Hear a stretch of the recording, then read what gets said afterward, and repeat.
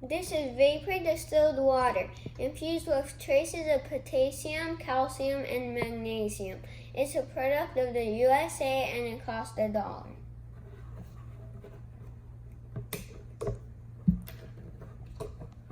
Let's pour some water in.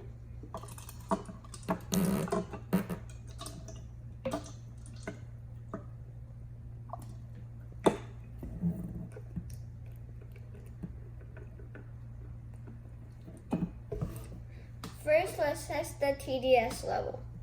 Turn on the TDS tester, make sure it says 0, and put it in.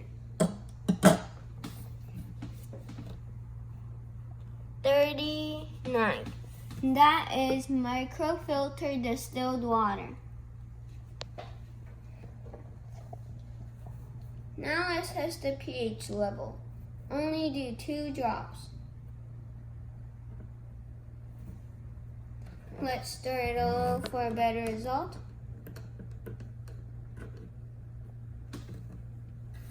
I give that a 7. That is neutral pH.